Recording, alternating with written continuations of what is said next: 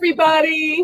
My name's Tina Lerno, and I'm a librarian here at the Los Angeles Public Library. And today I'm joined by my colleague, Joanna Fabicon, the Senior Librarian of Children's Services.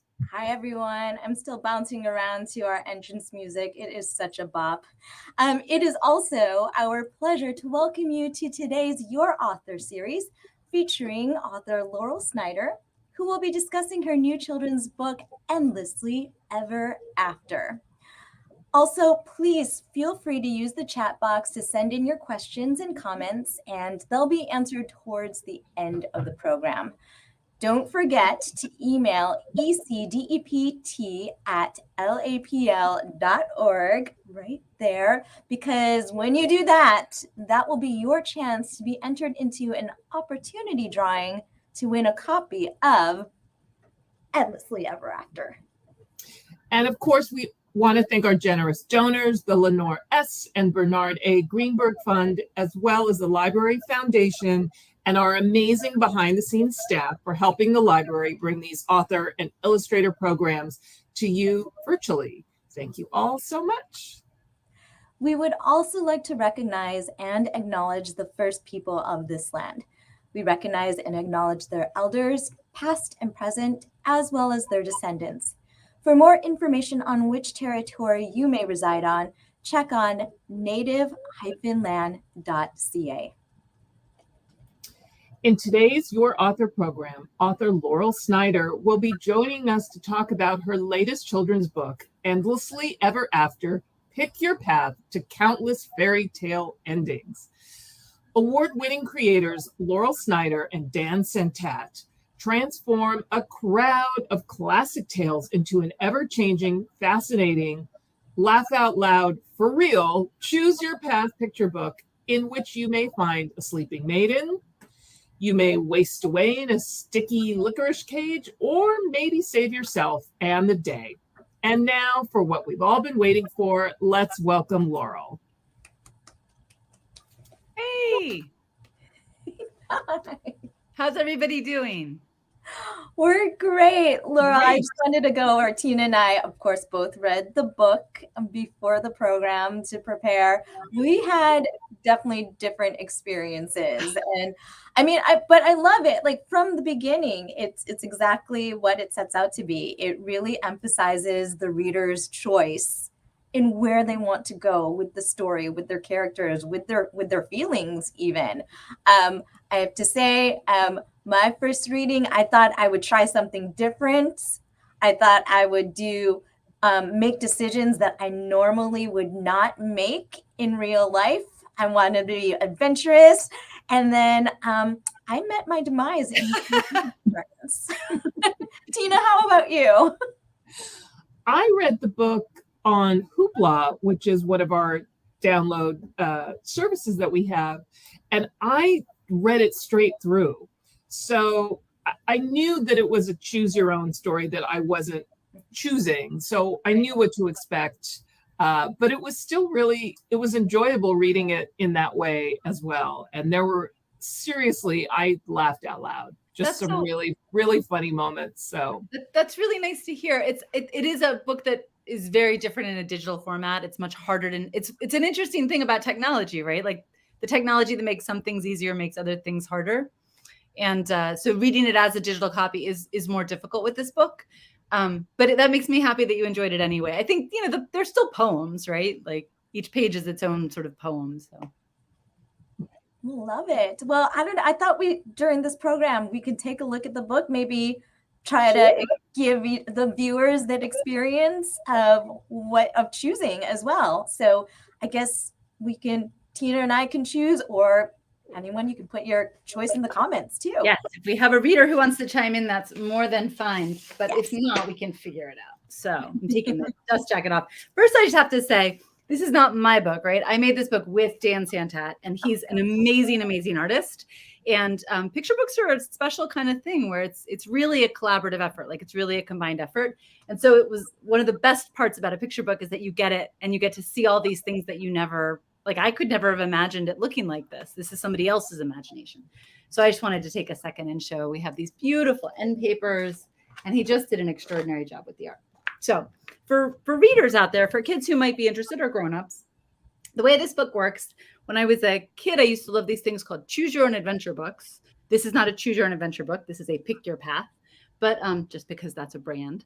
But so each page is its own little story. And then at the end of the page, you have to choose what happens next. And so I'm going to read you a page and then we're going to have to make a choice. So this is somebody you might recognize. You might have a guess at who she is or who you think she is. Your mama shakes you out of bed. She says, "My darling dear, you need to run to grandma's quick. She's feeling ill, I fear. Now take this cake to cheer her up and have a lovely day. But mind the path, for danger tends to lurk upon the way." So up you jump, you give a nod, and through the room you tear. But wait, you'll need to grab your coat. It's rather cool out there.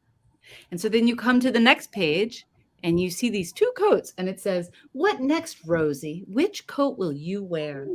Slip on your coziest faux fur coat, turn to page 20. To grab your favorite red cape, turn to page 6. So what do you think, Joanna? What should we do?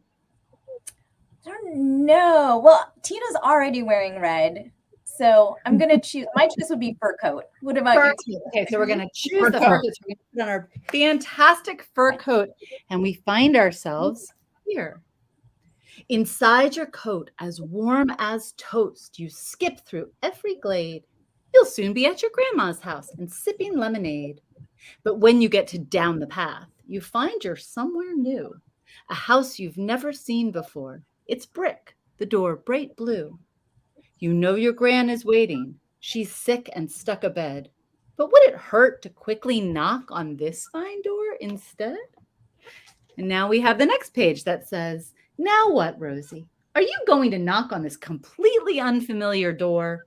You've wasted plenty of time already and you know it. To hurry on to grandma's house, turn to page 44. Or to stop for just a minute and meet your neighbors, turn to page 12. So the question is, what would you do if you found yourself in front of an interesting door you'd never seen before? Would you knock on it? Tina, what would you do? I do want to address there are people commenting, but we are on a bit of a delay. So if we miss your comments, we do apologize. I want to knock on the door. Yeah, I think we should knock on the door. Okay, so we're going to go to page 12. And page 12 says, now wait a minute. Look at this picture real quick. Does she look like a little girl anymore? No, her fur coat looks a little funny. And who's this up here in the window? You knock and wait and knock, and then you knock a little more. At last a window opens up. Is someone at my door? It's me, you call. It's Rosie. I came to say hello. At that, the pig begins to shriek. The wolf's returned. Oh, no. You've got it wrong, you try to say. I'm not a wolf, not me. I'm just a girl inside a coat. I'll take it off. You'll see. But then, of course, the zipper's stuck. Sometimes life isn't fair, and as you struggle with the zip, large objects fill the air. As dishes rain and furniture, the piggy gives a cry. I'll take revenge for oink and boink. You, vile wolf, must die. And though you turn to run away, there isn't time for that. You're finished off in seconds, and you never hear the splat. Wah, wah. And so that is a very short, gruesome version of the story. But the whole point of the book is that it's really a collection of fairy tales. There's lots of different places you can go and lots of different things that will happen. So that is the book. That is amazing. What made you interested in writing a fairy tale book? And do you have a favorite fairy tale? So I'm obsessed with fairy tales, and I have been all my life. And I actually have a little stack of them here because I like to talk about fairy tales with kids. Because I think sometimes we don't expand our sense of what a fairy tale is, right? Like that the history and culture of the world is full of different kinds of fairy tales. And I think sometimes we get stuck in the ones that we know best. You know, we know Cinderella or we know Snow White or whatever. But so I wanted to show you a few books that I loved when I was a kid. These are old books of mine. This is Russian folk tales, right? So maybe we wouldn't think of that as a fairy tale. This was like my favorite, the fairy tale book of ballet. So there's a different way to tell a fairy tale. It's all the fairy tales told through photographs of ballerinas. And then this is a funny one. This is a book that I read as a book called The Princesses. And this is the book that introduced me to a man named Oscar Wilde, who wrote fairy tales that are sad. They're really sad fairy tales, but I was somebody who really loved sad stories. And so there's book stories like The Birthday of the Infanta and The Nightingale and the Rose and things like that. So I had a lot of fairy tales that I loved as a kid. So that I think has always been planted in my head. And my first book, actually, which very few people have read and came out a long time ago, is called Up and Down the Scratchy Mountains. I've read it. And this is a fairy tale, right? I think we're often trying to figure out new ways to get at fairy tales. I actually have a book coming out in a few years with Lewin Pham that's me, again, trying to sort of make up my own fairy tale. But this one was very much a book. It was sort of the opposite.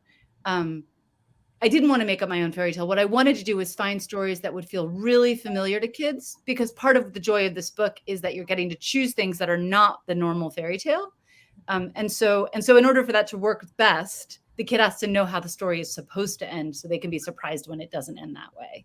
And so with this book, we were really like, I love a lot of fairy tales that maybe people don't know so well, like Snow White and Rose Red or the 12 Dancing Princesses, things like that. But I felt like this book needed to be made of the fairy tales that everybody knows best.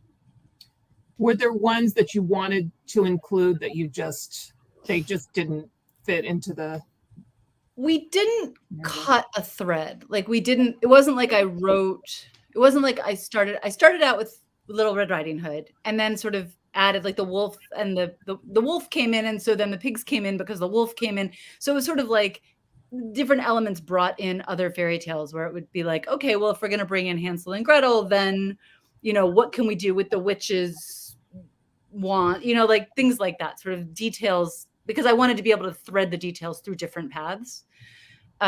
So, there are hunters in several fairy tales, and that works to the advantage of the book. There are wolves in several fairy tales. There are queens in several fairy tales. So that worked. We did end up adding things. Like it began to feel like, well, this thread is getting too long. And so we want to create something fun and silly to kind of balance that one out. Or this one, there's a lot of darkness. Let's create some that are lighter. That was probably most of what happened, was me balancing out my own darkness with things that were silly and light and fun. And I think a lot of Disney fairy tales have been kind of watered down. In the original, they have horrible endings. They're cautionary tales. They're not super fluffy. Yep. And even the more recent ones, like the Hans Christian Andersen, they're also dark, like Little Mermaid and Little Match Girl and those kinds of fairy tales. They all start out really dark. And sort of for public consumption today, we have changed the way we approach them. But I don't know, like there's just so many different kinds of readers, and we need books for every reader. And some readers don't like scary things or sad things. But for me as a kid, I was a sad kid a lot of the time. And I felt like things that were scary or sad kind of kept me company in my sadness. And so it feels important to me to have those elements out there in the world as well, so the kids who need that have that too. But this I feel like one thing about this book is that we tried really hard with both the art and the tone of the book, with the poetry, to keep it light and silly, so that even when something terrible, it's like, death is scary, but a pig throwing a bathtub on top of you is sort of a ridiculous gag. And so sort of the goal with all of the dark parts really was to make sure that they were still in the world of like the silly fairy tale forest and not in the real world. Oh, I love that. Yeah. Speaking of that silliness and the rhyming. So between, plotting, choosing the different fairy tales in this collection, plotting them out, threading them together, seeing what is going to loop back into what page and all of that. It's also in rhyme. So what went into those decisions?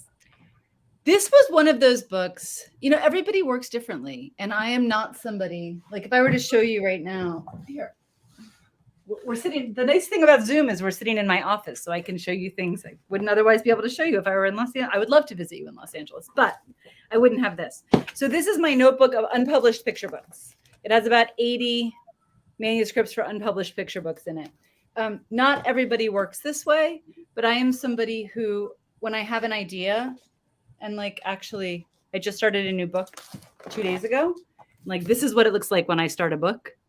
I scribble, just like a kid does, right? I scribble, I play with art supplies, I take my books out into the yard and I read and scribble out in the yard. I want it to feel like play. I want it to feel like I'm a kid. Because I started writing when I was 8 years old. I don't ever want this to feel like a job. I mean, it is a job, but I don't want it to feel like it's just a job. And so it's really important to me that when I have an idea, I try it. And even if it doesn't make sense, even if it seems crazy, it seems impossible, I try it. And so I end up with a lot of books that I don't feel are my best work, or that they seem too wacky or too sad or whatever. And I just print them out and put them in my notebook, and that's what happens to them.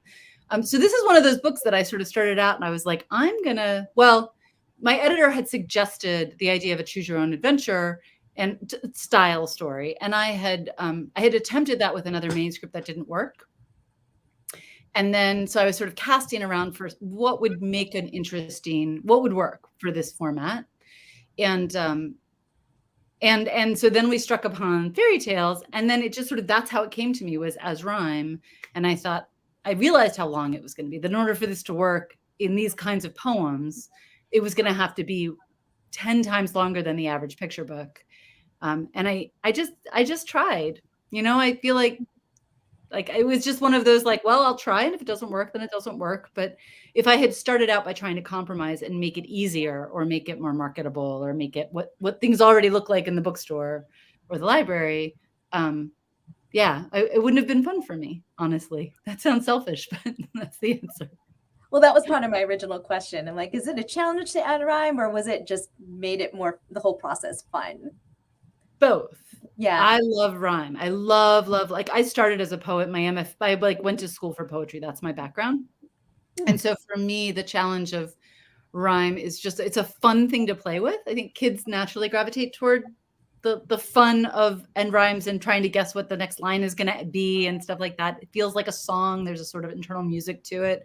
But the other piece is that constraints, things that make our work, that sort of limit us, actually also push us to be more creative, right? If I start out with a line that says, like, once I ate an elephant, and now I want to rhyme it, now I have to think of something that rhymes with elephant. So whatever I would naturally think of to rhyme, like if I said once I ate an elephant and I wasn't trying to rhyme, I chose a really bad word, but if I said once I ate an elephant, like the next line might be the elephant ate a peanut, right? But if I have to rhyme it with elephant, now I have to get really weird and creative, and my mind has to go do really interesting work to figure out what rhymes with elephant. And kids, if you're watching this and you can think of an awesome thing that rhymes with elephant, please let me know.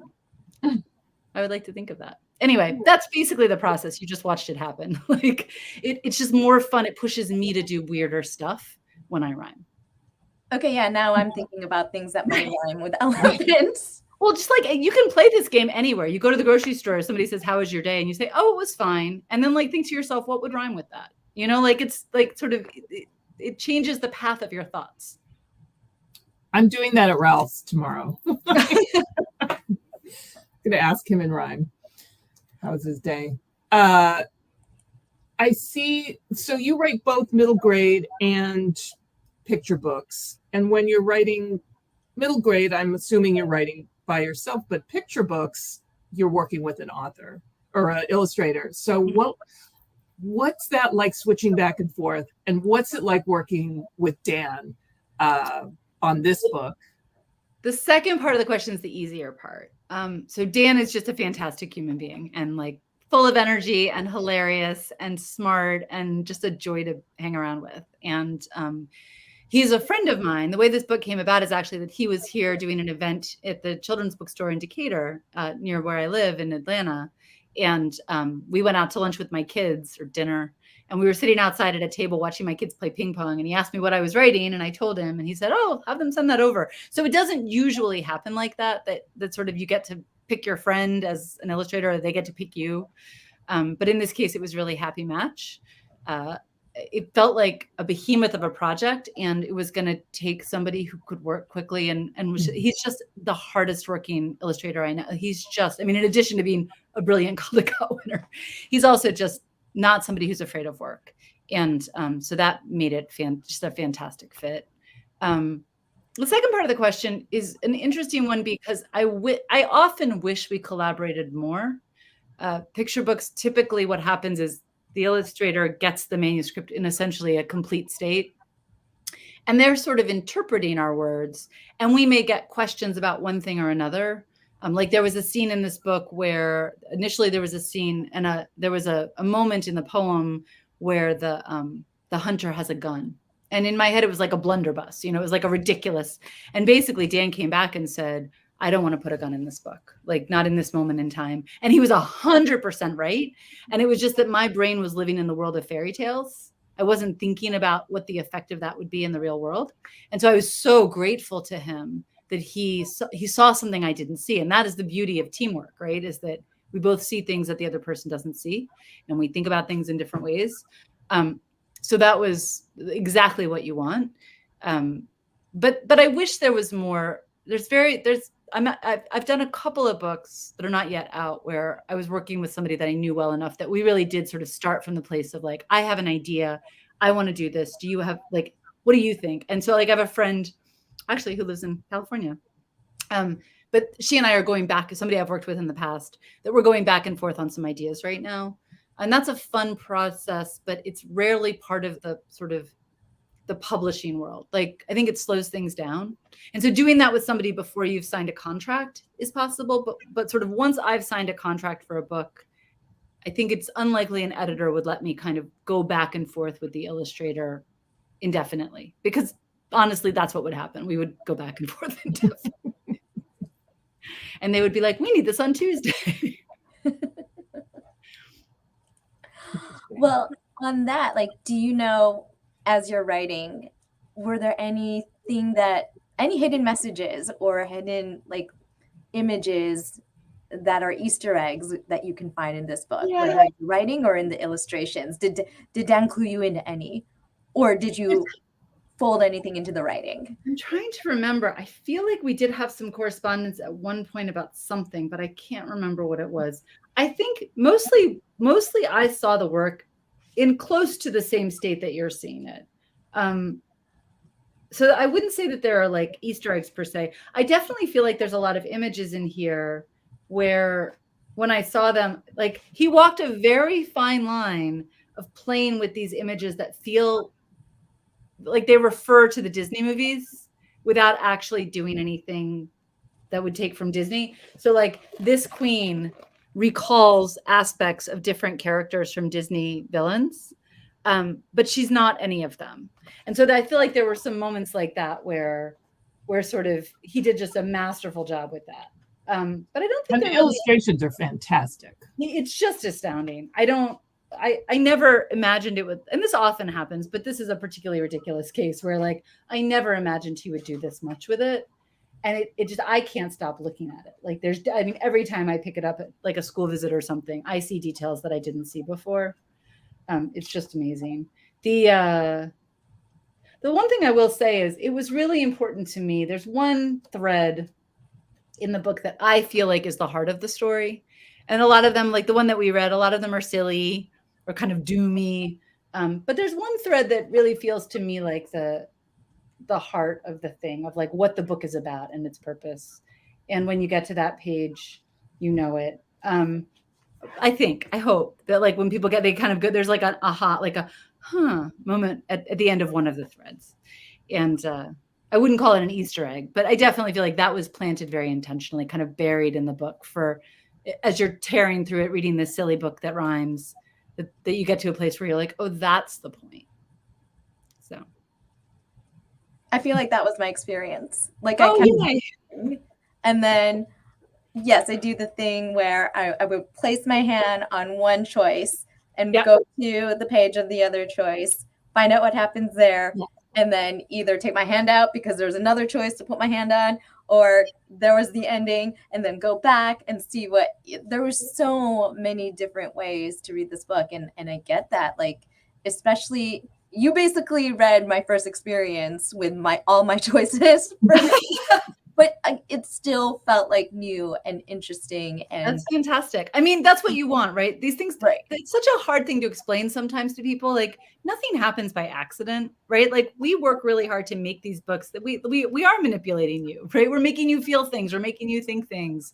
And that isn't something that happens by accident. I remember when I was in high school or college and I was writing a paper and we'd argue about like, does the author really know when they put an ocean in a book that, water imagery means something? And I remember as a kid being like, that's ridiculous. Like the teacher's just making this up.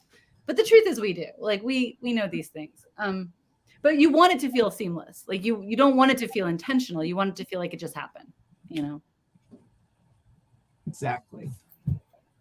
And if anybody in our audience has any questions, please feel free to put them in the comments, and we will ask Laurel. I have another question, which is what is your process for choosing what to write next? Do you stay in middle grade for a while and then switch it up? Do you have a favorite? I can only work on one novel at a time. The degree to which I like, and I mean, my process is so bizarre. Like I just finished a novel. I often show this, like part of my process, this is the main character of my novel. And like part of my process is that I take a box and fill it with things that make me think of my character. And then I like lay them on the floor and look at them. Like the writing process can be all different kinds of things that kids may not imagine it to be. A lot of my writing process involves leaving my phone at home and taking a walk with just like a little notebook like this in my pocket. Because I have to disconnect and just like be out in the world thinking about stuff. And, you see things and you're like, I'll put that bird in my book, or I'll put that broken stop sign in my book. You have to collect the world, right? So the process itself, the point is that when I'm building a novel, I'm building a world. And I literally need to know like what I think of as an image vocabulary for every character, for every place. Like I have to hold all of these things in my head, and I write them down obviously, but to sit down and write every day, you have to hold all of that in your head. If I'm doing that with one world, I can't then, like if I'm building a world, like this book is set in Atlanta, if I'm building a world for Zippy in Atlanta, and then I woke up the next day and I was like, you know what, I think I might try to write a fairy tale and started to write a fairy tale novel, I would dilute how my own ability to like live in Zippy's world, right? So I can only write one novel at a time.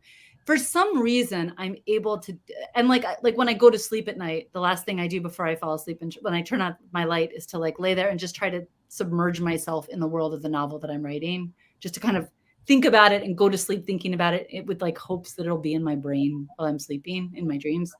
That I can only do with one thing at a time. Picture books are different. You don't build a world for a picture book, right? A picture book is sort of a problem or a puzzle. Rosie doesn't have a personality the same way that a novel character does. Some picture books do, but most of them, if you think about your favorite picture book characters and you were like, you don't know what, Pete the Cat's greatest fear in life is. You don't know, like what Ladybug Girl or, like you don't know those things about your picture book characters. And so I don't have to live in Zippy. I live in Zippy's head, and then I can take a break from Zippy and go work on a picture book because it's more like playing with paper dolls, right? Mm-hmm. And what I'm trying to do with a picture book is like figure out a puzzle or make something sound beautiful or describe a situation. And I can do that in an afternoon and get a draft down and then set it aside. So I just 3 weeks ago now, I guess, finished a novel. So I've just begun the process of starting to think about the next world. But that will take a couple of years. And do you take like a year break, a 2-week break between one project and the next, or? Do you want the honest answer? Sure. The honest, I often tell people self-loathing is part of my process. The honest answer is that I finish a book, and then usually what happens is I crash and I kind of don't know what to do with myself without my book and, hanging over my head. And then what I do is I go rewatch an entire television series that I've seen a million times before. So like I might entirely rewatch West Wing or entirely rewatch Brideshead Revisited or something like that like I basically have memorized. And I like sit around in my pajamas and feel terrible about the fact that I'm wasting all this time. And then at some point I get so angry at myself that I'm wasting all this time that I sit down and start the next book. But in this case, this time around is different because I really had a hard time writing in the pandemic. And it took me an extra like 2 years to finish the book that I just turned in. And so I have a stockpile of things I want to work on. So so basically I did my self-loathing in the pandemic, and now I don't have to do that anymore. So I think I got it this time, but. I mean, it's always great to get the self-loathing out of the way. Right. Plenty of self-loathing for everyone. Well, you talked about picture books as the puzzles and the playing with paper dolls. I just wanted to know, like, and you talked a little bit too about your experiences and back and forth with Dan. Well, when it comes to working with illustrators, I mean, how is that switch? Working with an illustrator, writing alone. Are you both the paper dolls together? And I mean, it's the beautiful thing about working with illustrators is that you get access to somebody else's brain, right? That my picture books couldn't be more different from one another. And when I think about, what do I have here? Like this book, The Longest Night, which is like these gorgeous, gorgeous paintings by Kat Ishian that are so like beautiful and evocative and like just like heartbreaking, are so different from like Charlie and Mouse, right? Like the tone of them. And so it's like I sometimes feel like I'm just saying the same thing over and over again, even though my books feel very different to the reader. It's sometimes just in the same way that we all do. It feels like you make the same thing for dinner every night, right? Like it feels like I'm just covering the same ground over and over. And the amazing thing about an illustrator is that you hand it off to them and then they give it back to you, and it's become something you didn't even imagine it could become. And it makes you feel like you're capable of doing things. And I would say to kids, this is something to think about in terms of, I started out writing picture books and children's books and basically everything. I used to make little books that looked like this with my best friend when I was like 8 years old. And it was always a collaborative effort. I mean, eventually I started writing on my own, but really it was Susan and I sort of spent our time. We'd go outside and like play an imaginary game and then come inside and like write down what we had played. And one of us would do the drawing while the other one did the writing, or, one of us would talk while the other one took notes or whatever. There's something about that collaboration experience that pushes you to do and think about things you wouldn't otherwise do. And I often suggest to kids that like, it's just a wonderful way to spend time, just to sit down with a friend and a notebook and a pile of markers and have one person be sort of telling a story and the other one drawing it as you're telling. We used to do with outfits. I'd like describe an outfit and she would draw the outfit that I was describing, and we would like fashion design, like you can do this with anything, but there's just something wonderful about working with another person. That sounds so much fun. I want to do that. Right. I have a lot of markers. This is like my whole thing. This is my whole thing. This is my mantra. Like we grown-ups forget how to play. Like we forget. I mean, I feel like actually the last couple of years, suddenly we're all, playing with coloring books and puzzles, but like we forget it's like we consume media and then we do work and then we sleep, and then we consume media and then we do work and we sleep. And it's really, if you like force yourself to take a walk or jump a rope or, play an instrument you don't know how to play, I think it can be really good for all of us. Okay, Tina, you and me, we're going to do that. We are, let's do it. I'm down for that. I'm so excited. But not now. Not at this moment. I know. Later. On our lunch breaks. Is there? My question is, what are you reading now? But I'm also curious. Do you read other middle grade? Do you read picture books? Do you read YA? Yeah, it's funny. In some ways, I feel like it's flipped for me. Nobody's ever asked me that. But I think about it a lot. So I was somebody who, when I went away to college at 18, I took with me children's books, but I didn't want anyone to know. It was like my deep, dark secret that I was going to go off and become a serious adult poet. But really, I just wanted to be reading the 13 Clocks and Dicey's song, right? Like, and so it was sort of always my secret that I still collect, like I bought picture books and I took my picture books with me to school. And then it took me years. Really, it took me going through an MFA program and sort of to, at some point, claim it and say like, no, what happened is I was working on this series of poems for adults. And there were these prose poems, and I was describing them to a friend, and I said, I think what would be really cool is if I worked on these with an artist and we did like a hybrid collaborative experimental project where like we broke the lines up across pages and there was art to go with each section of the poems. And my friend looked at me and said, Laurel, that's a picture book. and it's like I had to call it an experimental hybrid form to give myself permission to do what I really wanted to do, which was to play with narrative and art together and think about page turns and space and visuals and all of that.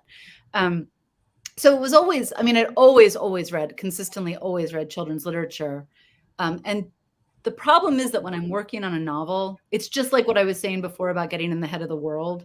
Like when I'm working on a novel, if I read other middle grade fiction, I worry I will absorb the tone and the world and the voice of that book.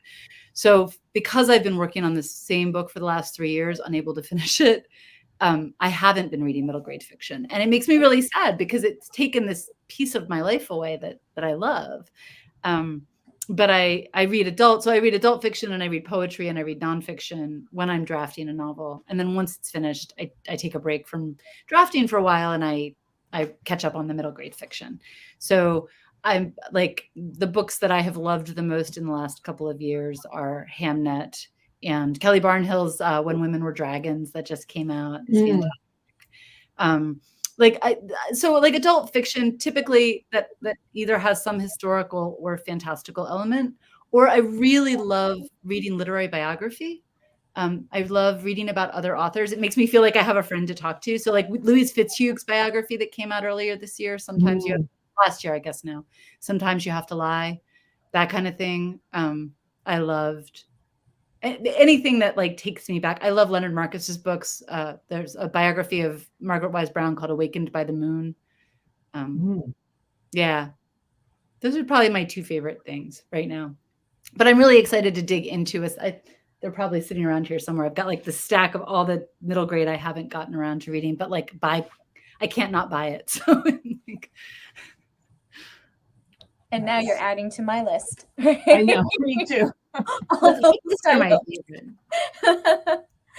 Well, I feel like this whole session has been a way to people who are watching get a lot of advice about being an author, but can you specifically give any advice for our youth who want to become authors? Definitely, but it's not advice that anybody wants. It's really, really boring.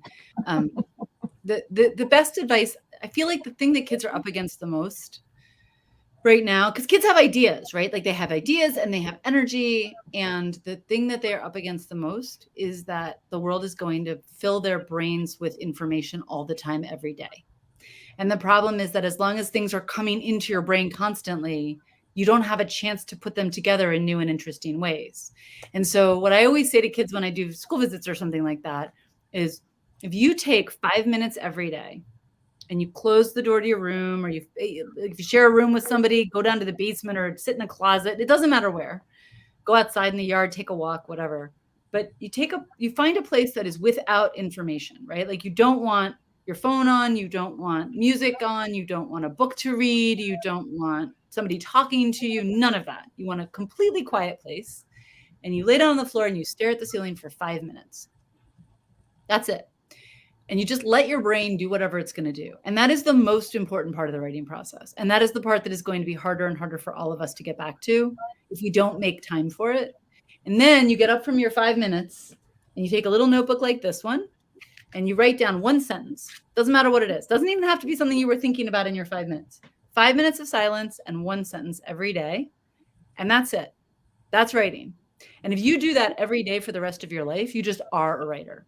And eventually you will latch onto ideas. You'll lay there. You'll get better and better at thinking about nothing, staring at the ceiling, laying at the ground. You will get better and better at that. And eventually you will have a story in your head. You will have a poem in your head. You'll have something that you really have to write down, right? And then you'll run to your notebook at the end of your 5 minutes and be like, I got to write this down. And when that starts to happen, then you can worry about writing a book. You can worry about making a poem, whatever. But really, it's just a process of sitting with your own thoughts and then recording them so that somebody else can read them. Because ultimately that's what books are, is communication, right? It's not a journal, it's a book, because somebody else is going to get your ideas into their head. So that's my best advice, is 5 minutes, one sentence. That is not boring advice. No, That is it's not. awesome advice. And not just for youth, I think. I feel No, like- I think I just think we live in a world where, I mean, me too, all of us, right? Like my hand cramps at the end of the day because I hold my phone all day. Like, so just taking a little bit of time that isn't TV time or email time or fighting with your kids time, whatever, and just being quiet. And the ceiling. Examine the ceiling. Yeah, right. You need Yeah. something that isn't going to stimulate you, because the point is you have all this stuff in your head already. Mm-hmm. It sounds a little like meditation. Totally. I mean, right. People call it mindfulness, call it like you can call it anything you want. The idea of meditation, I find anxiety inducing. I'm like, I'm not doing it right. I don't know. That you have to throw that yeah. I feel like for me to really anyway, like I would have to do like a long retreat or something. I think I'm setting the bar low. It's 5 minutes of quiet time. That's all it is. If I call it something more complicated, it will stress me out. But yes, you're exactly right. It's meditation. 5 minutes is great when you don't put this, it's got to be a half an hour and Yep. I have to do it this way and I have to do it right. It's right Yep. for 5 minutes, no matter how you do it. You can do it in a bathtub or a shower. You can do it while taking a walk. Like, there are other ways to do it, but I find that, again, constraints are important. That if I force myself to do it laying on the ground staring at the ceiling, I know I do it. You know, if I'm going for a walk and somebody stops to talk to me, I'm unlikely to say, I'm sorry, I'm not consuming information right now. Stop. I have to write my sentence. It's been 5 minutes. How do your fans contact you? Are you on social media, Twitter, Instagram? I always write back to anybody who writes to me at an email. And if you go to my website, which is just laurelsnyder.com, there's an email link and you can just email me through that. You can also tweet at me and I will respond to Twitter. I'm really bad at Instagram. And often when people reach out to me through Instagram, I'm not a visual person. And so like I forget about Instagram. So I'll reply through anywhere you can find me, but it may take longer on Instagram. Okay. Good to know. Yes. Before we had a list of questions. We're about on the last one, but I just wanted to remind everyone viewing today that if you have any questions, now's the time to put them in the comments so that we can add it onto our list. And Mike, last question is, well, you gave us a little bit of a hint, I feel like. Can you tell us what you are working on now? I am working on something now. So, well, I have something, because I work with illustrators, there's always things that are like going to come out way down the line that I've already finished with my part, but somebody else is working on it. So I have a bunch of things that are sort of in the pipeline and will be out at some point in the next couple of years, but that I've already finished with. But the thing that I am currently working on that I've just begun, I just finished this book, the Zippy book, which is called, I should give it a plug. It's called The Witch of Woodland. And it is about a girl named Zipporah who goes by Zippy. And she has been told she is supposed to be preparing for her bat mitzvah. And she does not know why. She's not sure she's like, why? Like, we never go to synagogue. Like, what's the big deal? But the other problem for Zippy is that she is a witch. And so she does believe in something, but she's not sure that she believes in what she's supposed to believe in. And so it is a story about basically a Jewish witch, a 13-year-old Jewish witch. So I just finished that. Huh? Yay. I can't wait to read it. It's a weird one for sure. But and that we're sort of still in the process. You know, books take a long time and involve a whole team of people. So right now, a wonderful copy editor is doing something that I don't know how to do and fixing all sorts of little things in the book. And then it's going to come back to me and I'm going to have to finish it. So I'm still sort of finishing that. But the thing that I just started, this scribbles, and I always start longhand. And then when I feel like I have a real draft or the beginnings of a real draft, then I start typing it into a computer. It's again, play, like it feels less work-like if I scribble. But it occurred to me recently that I haven't written a book where the main character is a whole lot like me. And that seemed odd to me. That, like, all of my characters tend to be sort of pensive and thoughtful, and often they have like a feisty best friend. But I'm a little extra. And it occurred to me that the characters that I related to as a kid were like Pippi and Eloise, and those voices are the voices that actually feel most natural to me.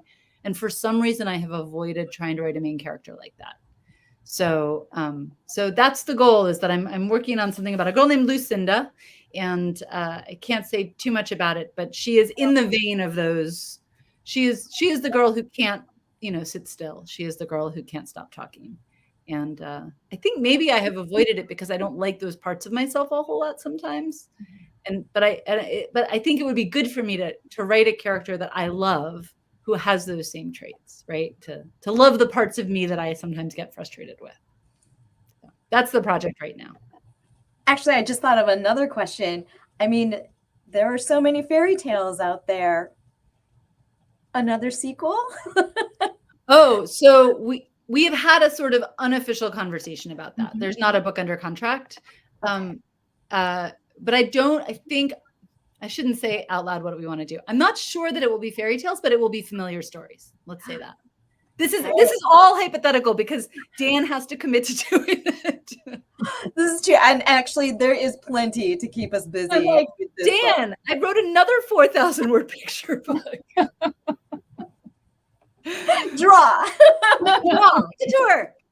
But no, it was a really, really, really fun project. And now that I've done it once, I feel like I have ideas for other things that I could do with it. That things that somebody wrote to us and said, the next time you do this, there should be a page in that you can't get to any other way. And that started me thinking, like, well, what if there's not like a page that you're directed to, but that there are sort of a scavenger hunt? There's like clues in the story that tell you where this, like, to go to this page, or like a page that unifies all the other threads or something like that. So I feel like it's like a puzzle. Like I feel like I haven't finished with it yet. Puzzle within a puzzle within a puzzle. That's so great. And it looks like Francesca is also going to look forward to the Zippy book, and her son will like that too. Yay! So, yeah, a lot of excitement onto your future projects. Okay, so let's move on to a very fun thing that we include with all our Your Author sessions, and it is playing this or that. So this is just for fun, allows us to no pressure. A little bit more about you. So basically, even I will try to suppress my need for follow-up questions. This is just going to be, we're going to ask you really rapid fire. You tell us what you prefer. Are you ready? Yes. Okay. I'll start us off. So, talking dogs or talking cats? Talking cats, because I feel like we know what dogs think most of the time, but cats are full of secrets. I like that. Okay. Apart from the story, red cape or fur coat? Oh. For me, I think red cape. I want to be a fur coat person, but I mean, I want to be a faux fur coat person, but I don't think I'm just not a fur coat person. You're a cape person. Yeah. I think I'm a cape person, but I think I'm like, there were these people you've known in your life who wore capes, and you were like, that's dramatic and interesting and kind of weird. Like, I think dramatic and interesting and kind of weird is sort of what I want to be. But then, do you ever like get dressed and put something on and you think it's too much and take it off and like leave it, like the earrings are too big, or nobody wears hats like this or whatever. Like, I feel like I often put things on that I won't then leave on. So I do the opposite. I put another, if I have a hat on, then I just add a scarf or. You say another hat. Another hat. I've done that too. Not gonna lie. I feel like people will think I'm trying too hard or something, but I don't know why, because I always admire other people who wear beautiful, flamboyant, amazing clothes. Like it's just like I want to walk down the street in a feather boa, but I don't. Maybe I should work on that. So, happy ending or lesson learned? Oh, neither. Is that an option? Yeah, I think I'm neither, because I feel like the books that I like best end with sort of like wistful broken hearts or ambiguous endings or questions, but not in that like tie a bow like lesson kind of way. I like books that leave me thinking or feeling something.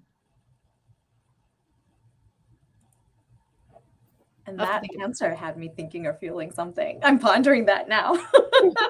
Yeah, I'd like to go back to Oscar Wilde. Like, I feel like, yeah. Okay. If I had to choose one, I would choose Happy Endings over Lesson Learned. I don't like lesson-y books very much, except when I do. I don't know. I like all books. Now I'm trying to, okay, all right. I want to explore that, but no, rapid fire. Okay. Here is the battle of our villains: Wicked Witch or Big Bad Wolf? Oh. I think Big Bad Wolf. Because the Big Bad Wolf is like the Wicked Witch should be able to change her ways, but the Big Bad Wolf is a Big Bad Wolf, right? Like, he can't help it. That's just who he is. It's his nature. Wolf. It's in his nature, right? Exactly. Right. So, pretzel log cabin or gingerbread house? I didn't even know there was a pretzel log cabin. A pretzel. I would like if I like to eat pretzel for sure. Okay. But I also feel like the gingerbread house is the classic. So like to look at gingerbread. I'm not good at rapid fire apparently. Yes. No, that's okay. No, because now I want to go into like pretzels, and they seem like it'll be more healthier for you. I just really like pretzels a lot. Like I like a good snack for me is like a handful of pretzel rods and like a little dish of mustard, and I'll just sit and dip and nibble. Ooh. So maybe more like salty or sweet would have been. Yeah. So if it's salty or sweet, it's salty, not sweet. But I do like a gingerbread. Well, we noted. Write that down for next time. All right, our last one: golden egg or Bitcoin? Oh, golden egg. Crypto's dead. Golden eggs are forever. I don't know. We'll see. I don't know a lot about crypto. I'm using words that I don't actually understand. Yeah, golden egg. I would definitely want a golden egg. I would. Yeah, it'd be you'd like show it to people. They'd come over and you'd be like, "Look, I have a golden egg." And can you show? I'm still confused about Bitcoin. Is there an actual? There isn't like an actual coin. Like you can't show somebody a coin. I think I don't know. Maybe you can like print out a piece of paper that says you have Bitcoin. I don't know. Like, obviously I don't know what I'm talking about. I just know that I listen to a lot of political podcasts and they all seem to think that crypto is dead. The same. I think when we thought about these choices, we're like, well, they're both kind of fantastical and totally. No, that's right. Right. Absolutely right. But one of them you can hold in your hands if you actually have some. So it's true. That's true. I'm all for golden egg as well. All right. With that, I mean, Laurel, thank you so much. Oh, it's my pleasure. Yeah. Thank you all to the viewers for tuning in live or watching us later. We hope you enjoyed this conversation with author Laurel Snyder. Remember to visit lapl.org/events to see more of our amazing programs. And I know we've been putting in their comments the plug for our next year author. That's going to be on August 19th with author Catherine Trejo for a bilingual reading of her picture book, Jefferson Actually, En Realidad es Jefferson. And don't forget, there's still time to sign up for our summer reading challenge, which I believe ends August 6th. You can read Laurel's book as one of your books. And you visit lapl.org/summer for more information about the reading challenge. And thank you again to the Library Foundation of Los Angeles, with generous support from the Lenore S and Bernard A. Greenberg Fund. And until next time, we truly appreciate all your support, and the success of all our library programs could not happen without viewers like you. So thank you.